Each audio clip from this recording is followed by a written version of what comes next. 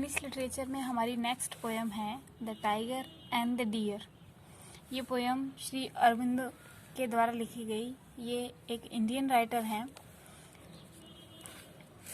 और ये एक फिलोसोफर के रूप में भी काम किया है इन्होंने। ये जो पोयम है हमारी वो बुराई और अच्छाई के बीच में है या उसका कंट्रास्ट पैदा करती है और इसके अंदर दो जानवरों को लिया गया है, टाइगर और डियर। टाइगर जो किसका प्रतीक बताया है, इसके अंदर इविल का प्रतीक बताया गया है, ये सिंबल बताया है। और डियर जो है हमारा वो अच्छाई का या गुडनेस का हमें सिंबल दिया गया है। इन दोनों के बीच का कंट्रास्ट बताया गया है, एक इनोसेंस और एक्सपीरियंस शेयर किया गया है कि एक टाइगर है वो डियर के ऊपर हमला करता है या आक्रमण करता है निर्दोष प्राणी के ऊपर जो किसी से भी कुछ भी नहीं कहता है या किसी भी जीव को नुकसान नहीं पहुंचाता है। पोएम पढ़ते हैं हम। Brilliant crouching, slouching, what crept through the green heart of the forest, gleaming eyes and mighty chest and soft soundless paw of grazer and murder. Brilliant यहाँ ब्राइट से लिया गया है, चमकदार से लिया गया है। क्राउचिंग, क्राउचिंग का मतलब सिमटी हुई। स्लाउचिंग, स्लाउचिंग का मतलब है झुकी हुई। वट क्रेप्ट, क्रेप्ट रेंगती हुई। Through the green heart of the forest, और इस जंगल के ग्रीन हार्ट दिया गया है हरे भरे जंगल के बीच में से। ग्लीमिंग आई, चमकती हुई आंखें। माइटी चेस्ट, और सीना, शक्तिशाली या बलशाली सीना। And soft soundless pass of grazer and murder, और किसी की हत्या के करने के नजरिए से या करने के तरीके से बिल्कुल धीरे धीरे पंजों को बढ़ाती हुई आवाज है। क्या है कि एक चमकीले, सिमटी हुई और झुककर चलती हुई और इसके साथ ही चमकती हुई अपने सीने को या शरीर को, बलशाली शरीर को लेते हुए हरे भरे जंगल में से चुपचाप बिना आवाज किए रेंगते हुए किसी की शिकार करने के लिए या मर्डर करने के लिए वह आगे बढ़ रहा है। कि कोई ऐसा प्राणी है जो क्या है, चुपचाप धीरे धीरे जंगल में से आगे बढ़ रहा है। The vine slipped through the leaves as if afraid lest झाड़ू काढ़े के गई। The wind slipped through the leaves as if afraid lest its voice and the noise of its steps perturbed the pitiless splendor, hardly daring to breathe. और वो जो प्राणी है वो ऐसे निकल रहा है जंगल में से कि हवा और पत्तियां उनके बीच में से निकल रहा है, स्लिप कर रहा है और बिल्कुल बिना आवाज किए वो उस जंगल में से गुजर रहा है, ताकि अदरवाइज कि उसकी आवाज सुनकर कोई भी प्राणी, कोई भी जंतु जो है वो आगे साहस न करे या आगे सांस भी न ले सके।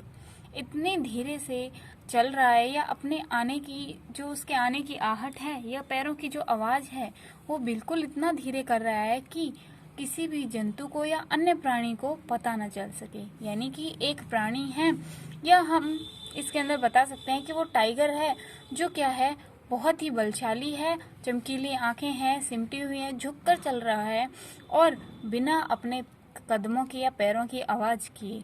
और इस जंगल में से, हरे भरे जंगल में से इतनी हवा है, पत्तियों के बीच में से, घने जंगल में से गुजर रहा है, लेकिन फिर भी इतने शांत तरीके से निकल रहा है कि किसी अन्य प्राणी को या किसी जंतु को जिस पर वो हमला करने वाला है उसको पता ना चल सके। बट नेक्स्ट स्टैंजा हमारा है, but the great beast crouched and crept and crouched at a last time, noiseless fatal, till suddenly death leaped on the beautiful wild deer as it drank unsuspecting from the great pool in the forest coolness and shadow. And it fell and torn died, remembering it mate left soul in the deep woodland, destroy the mild harmless beauty by the strong cruel beauty in nature. But the great beast crowed and crept and crouched at last time noiseless fatal. कि परंतु वह बड़ा सा जानवर, great beast, crouch जानवर के लिए आया, बड़ा सा, बहुत ही विशाल या बड़ा सा जानवर जो झुककर चल रहा है, क्रीप कर रहा है, रेंग रहा है और अंत में आगे बढ़ रहा है बिना आवाज किए, नॉइसलेस, बिना आवाज किए, फैटल, घातक तरीके से आगे बढ़ रहा है। टिल सडनली, अचानक ही, death leaped on the beautiful wild deer, और ऐसा लगा मानो कि मृत्यु ने उसके ऊपर हमला किया। बहुत ही एक सुंदर से वाइल्ड, ब्यूटीफुल वाइल्ड डियर, जंगली सुंदर से डियर के ऊपर या हिरन के ऊपर उसने हमला किया है। किसने? मौत ने। यहाँ जो डेथ वर्ड है वो टाइगर से लिया गया है कि अचानक ही उस सुंदर से प्राणी के ऊपर या जीव के ऊपर मौत ने कब्जा किया है या हमला किया है। इट ड्रिंक, जब वह क्या कर रहा था?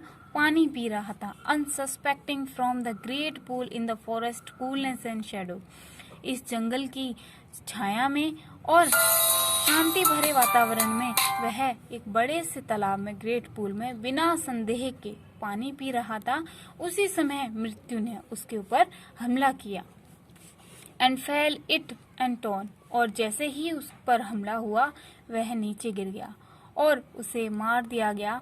Died remembering it mate, mate यहाँ जैसे क्लासमेट होता है, मेट का मतलब साथी होता है, वैसे ही यहाँ अपने उस प्राणी के किसी साथी से लिया गया है कि वह मर गया अपने किसी भी साथी को याद करते हुए। इस घने जंगल में, गहरे जंगल में अपने साथी को याद करता हुआ मर गया और इस प्रकार से उसका अंत हो गया, वो डिस्ट्रॉय हो गया। The mild harmless beauty by the strong cruel beauty in nature, और इस प्रकृति में या इस जंगल में सुंदरता या सौंदर्य को एक निर्दय, क्रूअल, निर्दय और मजबूत सुंदरता ने उसे खत्म कर दिया या नष्ट कर दिया। क्रूअल ब्यूटी यहाँ पर टाइगर के लिए आया है और हार्मलेस ब्यूटी यहाँ डियर के लिए आया है कि एक विशालकाय या एक मजबूत, ताकतवर सौंदर्यता ने एक सौम्य या शांत रहने वाले प्राणी जो किसी को भी जंगल में नुकसान नहीं पहुंचाता, उसकी जो ब्यूटी है, उसकी सौंदर्यता है, उसको इस जंगल में खत्म कर दिया या नष्ट कर दिया। But a day may yet come when the tiger crouches and leap no more in the dangerous heart of the forest, as the mammoth shake no more the plains of Asia.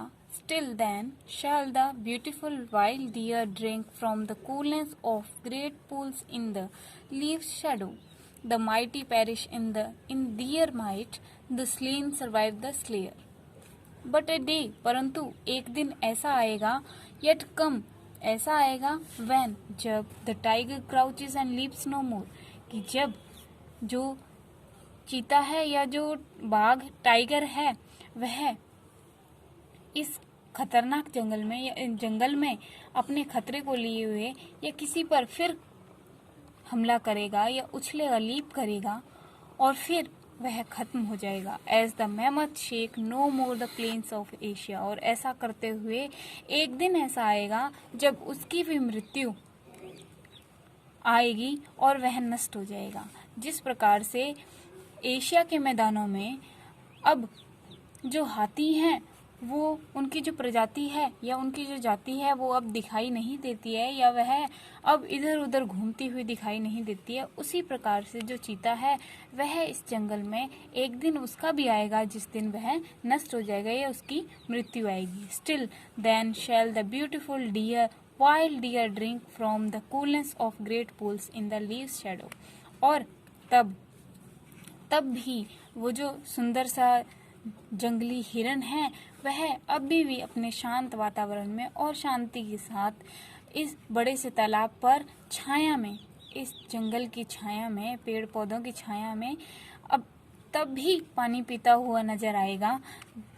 The mighty perish in their might, और जो शक्तिशाली जो जानवर है वह अपनी ही शक्ति में समाप्त हो जाएंगी। माइट यहाँ शक्ति से लिया है, पार से लिया गया है कि जो शक्तिशाली हैं वो अपनी ही शक्ति में समाप्त हो जाएंगे, यानी कि जो घमंड रखते हैं वो अपने ही घमंड से नष्ट हो जाएंगे। The slain survive the slayer. Slain का मतलब जिसे मारा गया, और स्लेयर जो मारने वाला है। The slain survive the slayer, और जो मारा गया वह मारने वाले के बाद भी याद रहेगा या जीवित रहेगा।